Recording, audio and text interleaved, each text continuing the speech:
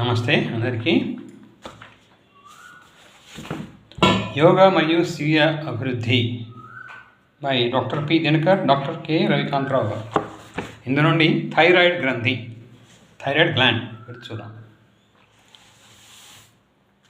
ఈ గ్రంథి గొంతు భాగంలో వాయునాళానికి ఇరువైపులా ఉంటుంది. మానవ శరీరంలో గల శారీరక మానసిక పరమైన విష పదార్థాల నుండి రక్షిస్తూ ఉండడంచే దీనిని వాచ్మెన్ గ్రంథి అంటారు. థైరాయిడ్ గ్రంథిని కాపలాదారు గ్రంథి అని కూడా అంటారు. దీనికి ఫంక్షన్స్, విధులు ఏంటంటే, ఈ థైరాయిడ్ గ్రంథి కొవ్వులను జీర్ణం చేస్తుంది. కాబట్టి ఏంది, ఈ ప్రాబ్లం ఉన్న వాళ్ళకి ఏమవుతుంది, లావు అవుతుంటారు. మానవ శరీరంలో వివిధ ప్రదేశాలలో పేర్కొని ఉన్న కొవ్వు శరీర విధులను ఆటంకపరుస్తుంది. ఫలితంగా మానసిక ఒత్తిడులు, జ్ఞానలోపం, సమయపాలన పాటించకపోవడం, అస్థిర ఆలోచనలు, నిద్రలేమి, మానసిక ఒత్తిడులు వంటివి కలుగుతాయి. ఇది కొవ్వు ఉండడం వల్ల, పేర్కోవడం వల్ల.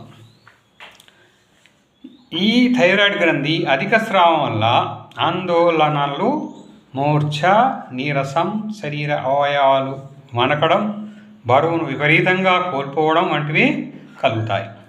ఎప్పుడు అధిక స్రావం అయితే బరువు కోల్పోతారు. ఇది శారీరక వయస్సును కనపడకుండా చేస్తుంది. గ్రంథి స్రావం ఒకవేళ తగ్గినట్లయితే అనేక సమస్యలకు దారితీస్తుంది. అనగా శారీరక వయస్సు పెరిగినట్లు కనబడడం, ఫలితంగా అకాల మరణం సంభవిస్తుంది. ఇది హార్మోన్ల స్రావంలో తోడ్పడుతుంది. కొవ్వు జీవన క్రియ, ప్రోటీన్, కార్బోహైడ్రేట్ జీవన క్రియలలో మరియు జీర్ణక్రియలకు తోడ్పడే హార్మోన్ల స్రావాల ఉత్పత్తిలో పాల్గొంటుంది. ఇది మానవ శారీరక చాలక శక్తి ఎలక్ట్రిక్ ఎనర్జీ విస్తరణలో తోడ్పడుతుంది. మెదడు కణజాలం మరియు నాడీ నిర్మాణంలో తోడ్పడుతుంది. థైరాయిడ్ గ్రంథి మేధోపర ఐకమత్యం, మృదుత్వం సాధించడంలో తోడ్పడుతుంది. ఇది యాక్టివేషన్ ఎట్లా ఉత్తేజం అవుతుంది, మరి దీన్ని ఎట్లా మనం యాక్టివేట్ చేసుకోవాలి ఎక్కువ తక్కువ స్రవించకుండా కరెక్ట్గా ఉండాలంటే ఏం చేయాలి? మరి సూర్య నమస్కారంలోని 5వ 8వ భంగిమలు, సూర్య నమస్కారాలు చేస్తే కవర్ అవుతాయి. తర్వాత భుజంగాసనము, తర్వాత సర్వాంగాసనము మరియు మత్స్యాసనాలు ఈ గ్రంథిని క్రియావంతం చేయడంలో తోడ్పడతాయి.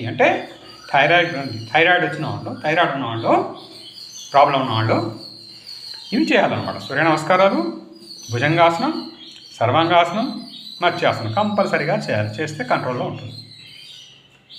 అదండి. Okay, thank you yours, thank you subscribers. మీ Jaya Prakash, yoga instructor, S Vyasa University, Bengaluru.